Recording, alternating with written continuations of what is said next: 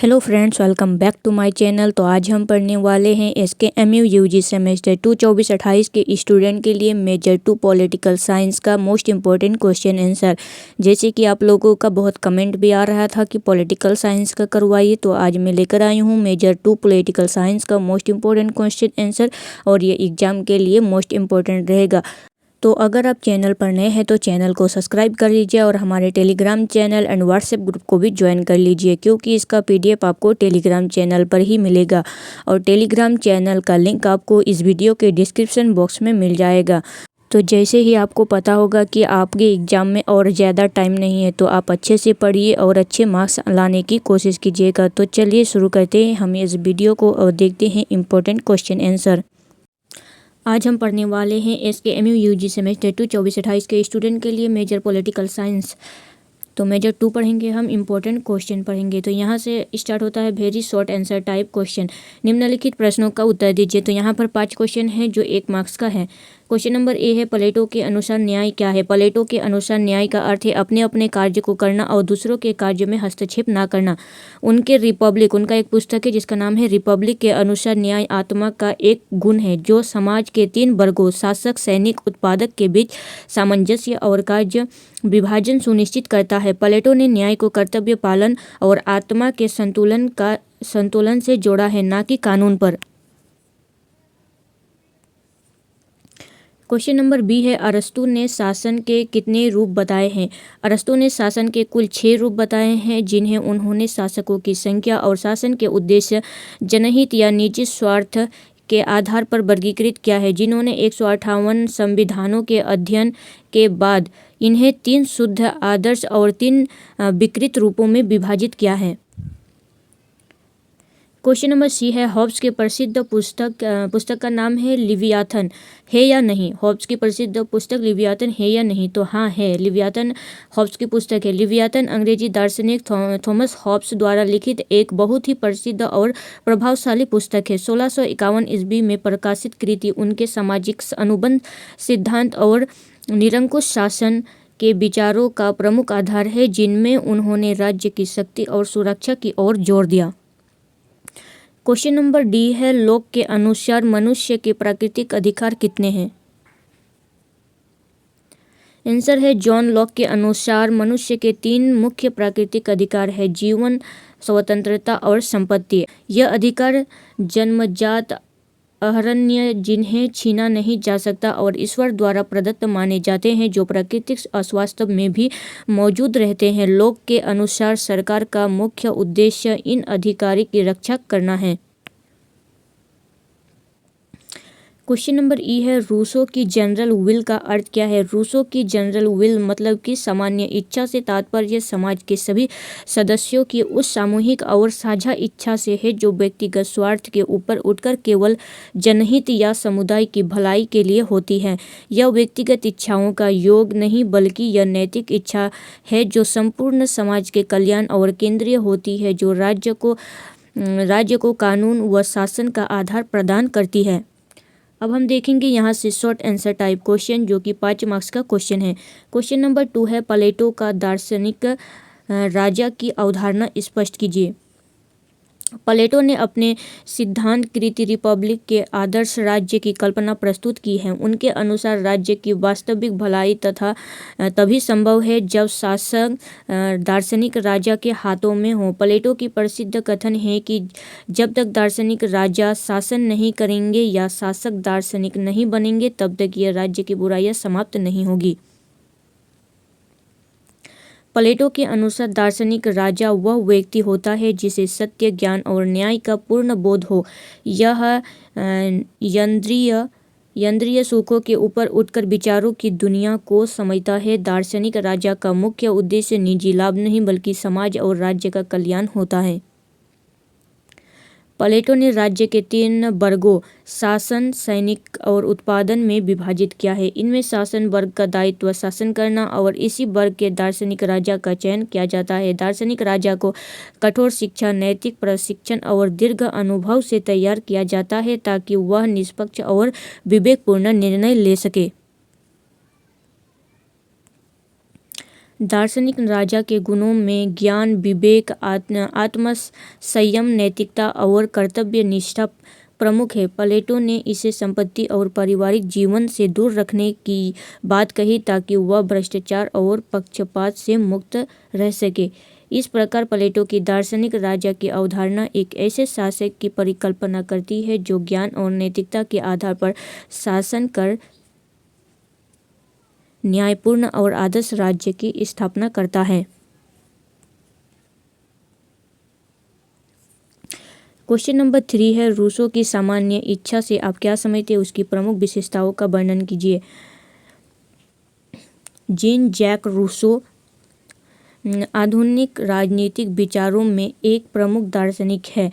उनके अनुसार प्रसिद्ध कृति सामाजिक अनुबंध में सामान्य इच्छा की अवधारणा प्रस्तुत की जो उनके राजनीतिक दर्शन की अवधारणा मानी जाती है। सामान्य इच्छा से रूसो का आशय किसी व्यक्ति की निजी या स्वार्थपूर्ण इच्छा से नहीं बल्कि समाज के सभी नागरिकों के सामूहिक और न्यायहित की इच्छा से है। यह इच्छा व्यक्तिगत लाभ से ऊपर उठकर सार्वजनिक कल्याण को महत्व देती है। रूसो के अनुसार केवल व्यक्तिगत इच्छाओं का योग सामान्य इच्छा नहीं होता। रूसो सामान्य इच्छा और व्यक्तिगत इच्छा में स्पष्ट अंतर करता है। व्यक्तिगत इच्छा स्वार्थ पर आधारित हो सकती है जबकि सामान्य इच्छा समाज के समग्र हित को ध्यान में रखती है। इसीलिए सामान्य इच्छा सदैव न्यायपूर्ण और नैतिक होती है। सामान्य इच्छा की प्रमुख विशेषता यह है कि यह सार्वजनिक हित पर आधारित, सार्वभौमिक, अविभाज्य तथा अचूक होती है। यह सभी नागरिकों पर समान रूप से लागू होती है और किसी एक वर्ग या व्यक्ति के पक्ष में नहीं होती है। रूसो के अनुसार संप्रभुता जनता के निहित होती है और यह इच्छा सामान्य इच्छा के रूप में व्यक्ति होती है। सरकार स्वयं संप्रभु नहीं होते बल्कि वह केवल सामान्य इच्छा को लागू करने के लिए साधन मात्र होते हैं। इसी प्रकार वही कानून वैध माने जाते हैं जो सामान्य इच्छा पर आधारित हो। स्वतंत्रता के संदर्भ में रूसो का मानना है कि जब व्यक्ति सामान्य इच्छा के अनुसार बनाए गए कानूनों का पालन करता है तब वह वास्तव में स्वतंत्र होता है क्योंकि वह उन नियमों का पालन कर रहा होता है जिनके नियमों से उसकी भी सहभागिता होती है। इस प्रकार रूसो की सामान्य इच्छा की अवधारणा जनसंप्रभुता, समानता और लोकतंत्र की भावना को सुदृढ़ करती है और आधुनिक लोकतांत्रिक विचारधारा के विकास में इसका महत्वपूर्ण योगदान देती है। B long answer type question, यहाँ से 15-15 मार्क्स के क्वेश्चन स्टार्ट होते हैं। तो क्वेश्चन नंबर 4 है, प्लेटो के आदर्श राज्य की अवधारणा का विस्तार से वर्णन कीजिए। प्राचीन यूनानी दार्शनिक प्लेटो ने अपने राजनीतिक दर्शन का विस्तृत वर्णन अपनी प्रसिद्ध कृति रिपब्लिक में किया है। प्लेटो का आदर्श राज्य का सिद्धांत उनके न्याय, शिक्षा और नैतिकता संबंधी विचारों पर आधारित है। उनका उद्देश्य ऐसा राज्य स्थापित करना था जिनसे न्याय, सदाचार और सामाजिक सामंजस्य बने रहे। आदर्श राज्य की आवश्यकता। आदर्श राज्य की क्या क्या आवश्यकताएं हैं? प्लेटो का मानना था कि तत्कालीन यूनानी नगर राज्यों में भ्रष्टाचार, अज्ञान और स्वार्थ बढ़ गया है। इसीलिए वह ऐसे राज्य की अवधारणा थी जो नैतिक मूल्यों पर आधारित हो और जहां प्रत्येक व्यक्ति अपने कर्तव्य का सही ढंग से पालन करे। न्याय की अवधारणा। प्लेटो के आदर्श राज्य का मूल आधार न्याय है। उनके अनुसार न्याय का अर्थ प्रत्येक व्यक्ति अपने स्वाभाविक कार्य को करे और दूसरों के कार्य में हस्तक्षेप ना करे। राज्य में जब तक वर्ग अपना अपना कार्य ठीक से करता है तभी न्याय स्थापित होता है। राज्य के 3 वर्ग हैं। प्लेटो के आदर्श राज्य के 3 वर्गों में विभाजित किया गया है। तो पहला वर्ग है शासन वर्ग, दार्शनिक राजा। यह वर्ग बुद्धि से युक्त होती है, इन्हें शासन का अधिकार होता है। प्लेटो का मानना था कि केवल दार्शनिक ही सत्य और न्याय को समझ सकते हैं, इसीलिए वही सर्वोच्च शासक हो सकते हैं। दूसरा है रक्षक या सैनिक वर्ग। यह वर्ग साहस और वीरता का प्रतीक है। इसका कार्य राज्य की रक्षा करना और आंतरिक व्यवस्था बनाए रखना है। तीसरा है उत्पादक वर्ग। इसमें किसान, कारीगर, व्यापारी आदि आते हैं। इनका कार्य आर्थिक गतिविधियों द्वारा राज्य की आवश्यकताओं की पूर्ति करना है। दार्शनिक राजा की अवधारणा प्लेटो का प्रसिद्ध कथन है, जब तक दार्शनिक राजा नहीं बनते या राजा दार्शनिक नहीं बनते हैं तब तक राज्य में न्याय स्थापित नहीं हो सकता। ये क्या है? प्लेटो का प्रसिद्ध कथन है, जब दार्शनिक राजा नहीं बनते या राजा दार्शनिक नहीं बनते तब तक राज्य में न्याय स्थापित नहीं हो सकता। दार्शनिक राजा ज्ञान, विवेक और नैतिकता से युक्त होते हैं, इसीलिए यह निजी स्वार्थ से ऊपर उठकर शासन करता है। शिक्षा का महत्व। प्लेटो ने आदर्श राज्य में शिक्षा का अत्यंत महत्वपूर्ण माना है। शिक्षा का उद्देश्य केवल ज्ञान देना नहीं बल्कि चरित्र निर्माण करना है। शिक्षा के माध्यम से व्यक्ति को योग्यता पहचानी जाती है और उसे उपयुक्त वर्ग में स्थान दिया जाता है। संपत्ति और परिवार का साम्यवाद। प्लेटो के शासन और सैनिक वर्ग के लिए संपत्ति और परिवार के साम्यवाद का समर्थन किया। उसका उद्देश्य स्वार्थ, ईर्ष्या और भ्रष्टाचार को समाप्त करना है। उत्पादक वर्ग की निजी संपत्ति रखने की अनुमति दी गई। राज्य की नैतिकता। प्लेटो का आदर्श राज्य केवल राजनीतिक संस्था नहीं बल्कि एक नैतिक संस्था है। राज्य का उद्देश्य नागरिकों को सदाचारी और न्यायप्रिय बनाता है।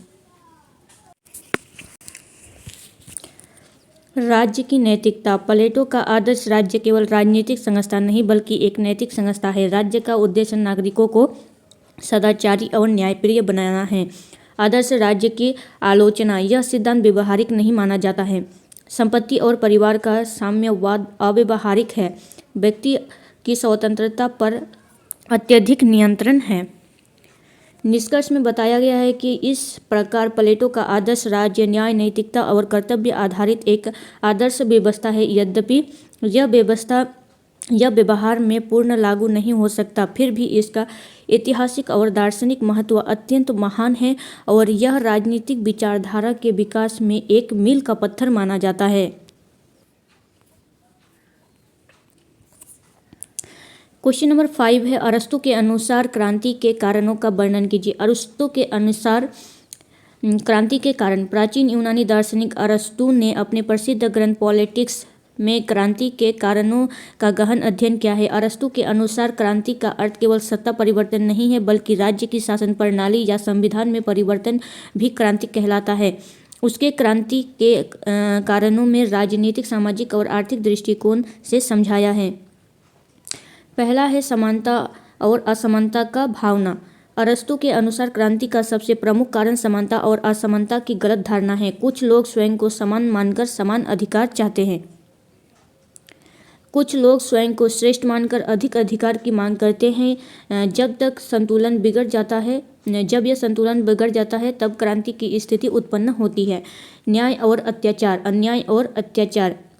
जब शासन वर्ग जनता के साथ अन्याय, अत्याचार और भेदभाव करता है तब जनता में असंतोष फैलता है। यह असंतोष धीरे धीरे क्रांति का रूप ले लेता है। तीसरा है धन और संपत्ति की असमानता। अरस्तु मानता था कि अत्यधिक गरीबी और अत्यधिक धन दोनों ही क्रांति को जन्म देते हैं। गरीब वर्ग अपने शोषण का कारण विद्रोह करता है। अमीर वर्ग सत्ता पर कब्जा बनाए रखने के लिए षड्यंत्र करता है। चौथा है पद और सम्मान की असमानता। जब योग्य व्यक्तियों को पद और सम्मान नहीं मिलते और अयोग्य लोग उच्च पदों में पहुंच जाते हैं तब असंतोष बढ़ता है। यह असंतोष भी क्रांति के कारण बनता है। पांचवा है शासकों की निरंकुशता। अरस्तु के अनुसार निरंकुश और स्वेच्छाचारी शासन क्रांति को आक्रमण देते हैं। यह शासक कानूनों को पालन नहीं करता, अपनी इच्छा के शासन करता है, तब जनता विद्रोह करती है। छठा है भय और दमन। शासकों द्वारा जनता को डराने, दमन करने और बलपूर्वक दबाने की नीति भी क्रांति को जन्म देती है। भय लंबे समय तक शासन को स्थिर नहीं रख सकता। उसके बाद है संविधान और कानून की उपेक्षा।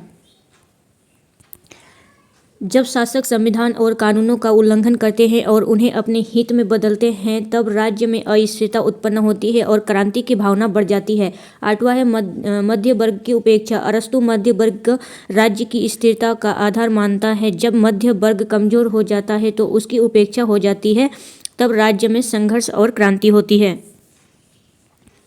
नौवां है बाहरी प्रभाव। विदेशी आक्रमण, बाहरी शक्तियों का हस्तक्षेप और युद्ध भी कई बार आंतरिक असंतोष को बढ़ावा बढ़ाकर क्रांति को जन्म देता है। निष्कर्ष है कि इस प्रकार अरस्तू के अनुसार क्रांति का मूल कारण असंतोष, अन्याय और असमानता है। यदि राज्य में न्याय, कानून और शासन और मध्य वर्ग की मजबूती बनी रहे तो क्रांति से बचा जा सकता है। अरस्तू का यह विश्लेषण आज भी राजनीतिक स्थिरता को समझने में अत्यंत महत्वपूर्ण है। क्वेश्चन नंबर 6 है, प्लेटो के न्याय सिद्धांत की व्याख्या कीजिए। प्लेटो ने अपने राजनीतिक दर्शन का विस्तृत वर्णन अपनी प्रसिद्ध कृति रिपब्लिक में किया है। उसमें न्याय का सिद्धांत केंद्रीय स्थान रखता है। प्लेटो के अनुसार न्याय केवल कानूनी या बाहरी व्यवस्था नहीं है, बल्कि यह व्यक्ति और राज्य दोनों का नैतिक गुण है। उसके अनुसार न्याय का अर्थ है कि प्रत्येक व्यक्ति अपने स्वभाव और योग्यता के अनुसार अपना कार्य करे और दूसरों के कार्यों में हस्तक्षेप न करे। प्लेटो ने आदर्श राज्य को 3 वर्गों शासक वर्ग, सैनिक वर्ग और उत्पादक वर्ग में विभाजित किया है। राज्य में न्याय तभी स्थापित होता है जब शासन वर्ग शासन करे, सैनिक वर्ग राज्य की रक्षा करे और उत्पादक वर्ग आर्थिक गतिविधियों का संचालन करे। इसी प्रकार प्लेटो व्यक्ति की आत्मा को 3 भागों बुद्धि, साहस और इच्छा में बांटता है। व्यक्ति में न्याय तब होता है जब बुद्धि शासन करे, साहस अपना सहयोग करे और इच्छाएं संयम में रहे। प्लेटो के अनुसार न्याय सभी सद्गुणों में सर्वोच्च है, क्योंकि यह अन्य सद्गुणों बुद्धिमत्ता, साहस और संयम को संतुलित करता है। प्लेटो का मानना था कि न्याय के बिना ना तो राज्य सुखी हो सकता है और ना ही व्यक्ति नैतिक जीवन जी सकता है। इसलिए उसने न्याय को आदर्श राज्य की आत्मा कहा। यद्यपि प्लेटो का न्याय सिद्धांत अत्यधिक आदर्शवादी और व्यवहार में कठिन माना जाता है, फिर भी इसका दार्शनिक महत्व अत्यंत महान है और यह राजनीतिक चिंतन के इतिहास में एक महत्वपूर्ण स्थान रखता है। क्वेश्चन नंबर 7 है, अरस्तु द्वारा प्रस्तुत शासन के प्रकारों का वर्गीकरण कीजिए। अरस्तु ने अपने सिद्धांत ग्रंथ पॉलिटिक्स में शासन के प्रकारों का एक व्यवस्थित और वैज्ञानिक वर्गीकरण प्रस्तुत किया है। इसमें शासन को 2 मुख्य आधारों पर वर्गीकृत किया। पहला है शासन सत्ता कितने व्यक्तियों के हाथों में है और दूसरा शासन किसके हित में किया जा रहा है। इन आधारों पर अरस्तु ने शासन को 2 श्रेणियों में बांटा, शुद्ध उत्तम शासन और विकृत दूषित शासन। शुद्ध शासन वह है जिसमें शासन सार्वजनिक हित में किया जाता है। इनमें राजतंत्र, अभिजाततंत्र और पोलिटी संवैधानिक शासन शामिल है। जब एक व्यक्ति जनहित में शासन करता है तो उसे राजतंत्र कहा जाता है। जब कुछ श्रेष्ठ और योग्य व्यक्ति जनकल्याण के लिए शासन करते हैं तो उसे अभिजात तंत्र कहा जाता है। और जब अनेक लोग कानून के अनुसार सार्वजनिक हित में शासन करते हैं तो उसे पोलिटी कहा जाता है, जिसे अरस्तु ने व्यवहारिक दृष्टि से सर्वोत्तम शासन माना है। इसके विपरीत विकृत शासन वह है जिसमें शासन अपने निजी हित में शासन करते हैं। राजतंत्र का विकृत रूप तानाशाही, अभिजाततंत्र का विस्तृत रूप अल्पतंत्र और पोलिटी का विकृत रूप लोकतंत्र है। इसमें बहुसंख्यक वर्ग अपने हित में शासन करता है और कानून की उपेक्षा होती है। अरस्तु ने शासन की स्थिरता के लिए मध्य वर्ग को अत्यंत महत्वपूर्ण माना और कहा कि जहाँ मध्य वर्ग सशक्त होता है वहाँ शासन अधिक संतुलित और स्थायी होता है। इस प्रकार अरस्तु का शासन वर्गीकरण तार्किक, व्यवहारिक और राजनीतिक विज्ञान के लिए अत्यंत महत्वपूर्ण योगदान है। 8वां क्वेश्चन है, होब्स के सार्वभौमिकता के सिद्धांत को समझाएं। होब्स ने अपने राजनीतिक दर्शन का प्रतिपादन अपनी प्रसिद्ध कृति लेवियाथन में किया है, जिसमें सार्वभौमिकता का सिद्धांत केंद्रीय स्थान रखता है। होब्स के अनुसार प्राकृतिक अवस्था में मनुष्य स्वार्थी होता है और वह निरंतर भय, असुरक्षा और संघर्ष की स्थिति बनी रहती है, जिसे उसने मनुष्य के प्रति युद्ध कहा है। इस अराजक स्थिति से बचने के लिए लोग आपस में सामाजिक अनुबंध करते हैं और अपनी सभी शक्तियां एक व्यक्ति या संस्था को सौंप देते हैं, जिसे सार्वभौमिक संस्था कहा जाता है। होब्स के अनुसार सार्वभौम सत्ता पूर्ण, सर्वोच्च और निरंकुश होती है। यह सत्ता कानून बनाती है, उसका पालन करती है, युद्ध और शांति का निर्णय करती है तथा न्याय व्यवस्था को नियंत्रित करती है।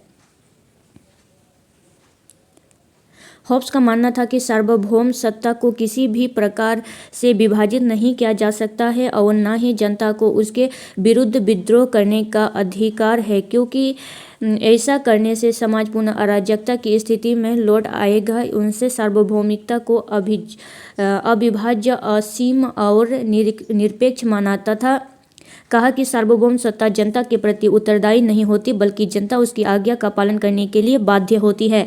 होब्स का मुख्य उद्देश्य एक शक्तिशाली सत्ता के माध्यम से शांति, सुरक्षा और व्यवस्था बनाए रखना था। यद्यपि उसका सार्वभौमिकता का सिद्धांत अत्यधिक निरंकुश माना जाता था, फिर भी यह आधुनिक राज्य और संप्रभुता को अवधारणा के विकास में अत्यंत महत्वपूर्ण योगदान देता है। क्वेश्चन नंबर 9 है, लोक के प्राकृतिक अधिकारों एवं सामाजिक अनुबंध सिद्धांत की व्याख्या कीजिए। जॉन लॉक ने अपने राजनीतिक दर्शन में प्राकृतिक अधिकारों और सामाजिक अनुबंध की अवधारणा को प्रमुख रूप से प्रस्तुत किया। लॉक के अनुसार प्रत्येक व्यक्ति जन्मजात जीवन, स्वतंत्रता और संपत्ति के अधिकारों से संपन्न होता है, जिन्हें उन्होंने प्राकृतिक अधिकार कहा है। प्राकृतिक अवस्था में मनुष्य स्वतंत्र और समान होता है, लेकिन कानून की व्यवस्था का अभाव होने पर इन अधिकारों की सुरक्षा कठिन हो जाती है।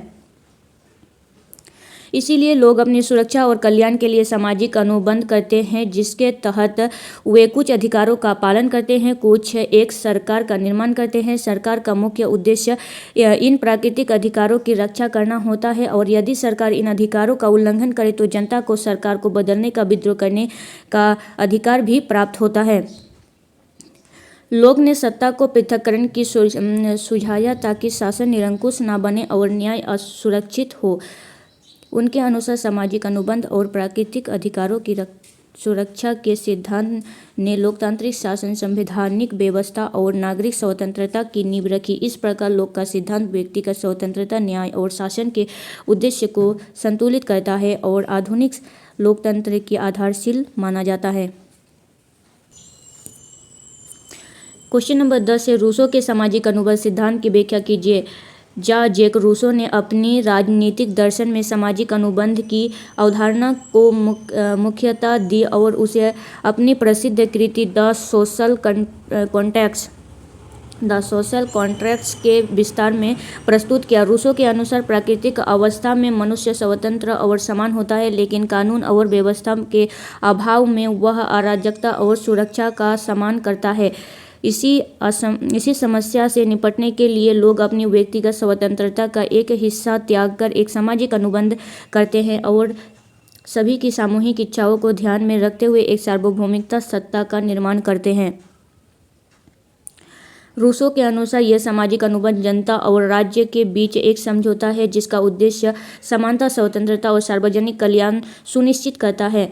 अनुबंध के माध्यम से जनता शासक या सरकार को शासन करने के लिए अधिकार देती है, लेकिन सरकार केवल जनता के हित में काम कर सकती है और यदि वह अन्याय करती है तो जनता उसे बदलने का अधिकार रखती है। रूसो ने यह कहा कि व्यक्ति तब वास्तविक स्वतंत्र होता है जब वह सामान्य इच्छा के अनुसार कानूनों का पालन करता है। इस प्रकार रूसो का सामाजिक अनुबंध सिद्धांत लोकतंत्र, समानता और न्याय के आदर्शों पर आधारित है और आधुनिक राजनीतिक विचारधारा के विकास में अत्यंत महत्वपूर्ण योगदान रखता है। क्वेश्चन नंबर 11 है, रूसो के अनुसार असमानता के कारणों का वर्णन कीजिए। जैक रूसो ने अपनी कृति essay on the origin of inequality और द सोशल कॉन्टेक्स्ट में असमानता के कारणों का विश्लेषण किया है। रूसो के अनुसार प्राकृतिक अवस्था में कानून स्वतंत्र, समान और सरल जीवन जीता था, जहाँ किसी के पास दूसरों पर अधिकार नहीं था और कोई शोषण का वर्ग भेदभाव नहीं था। लेकिन जैसे जैसे मानव समाज विकसित हुई, संपत्ति का स्वामित्व उत्पन्न हुआ और कुछ लोगों ने जमीन, संसाधन और धन का निरंतर पा लिया। इससे अमीर और गरीब के बीच भेद पैदा हुआ। इसके अलावा श्रम और उत्पादन में असमानता, योगदान, शहरीकरण, सामाजिक अनुशासन और नियमों के स्थापना और राजनीतिक एवं शक्ति का केंद्रीकरण ने भी असमानता को बढ़ावा दिया। रूसो ने कहा कि शिक्षा, कानून और राज्य की व्यवस्था में प्राकृतिक असमानता को बोधित किया और सामाजिक और राजनीतिक असमानता को जन्म दिया। साथ ही प्रतिस्पर्धा, अहंकार और निजी लाभ की लालसा ने भी लोगों के बीच विभाजन और भेदभाव को मजबूत किया। इस प्रकार रूसो के अनुसार असमानता केवल भौतिक या आर्थिक कारणों से नहीं, बल्कि सामाजिक, राजनीतिक और मनोवैज्ञानिक कारणों से भी उत्पन्न होता है। यही कारण है कि आधुनिक समाज में मनुष्य के बीच असमानता की प्राकृतिक स्थिति समाप्त हो गई है और वर्गीय असमानता बनी। रूसो के विचार से असमानता के ये कारण समाज में न्याय और स्वतंत्रता की रक्षा के लिए चिंतन करने के लिए आवश्यकता बताते हैं। तो ये था आप लोगों का political science, major political science का फुल क्वेश्चन आंसर। अगर आपको वीडियो अच्छा लगा तो चैनल को सब्सक्राइब कीजिए, वीडियो को लाइक कीजिए और अपने फ्रेंड्स में शेयर कीजिए। तो मिलते हैं नेक्स्ट वीडियो में, तब तक के लिए थैंक यू।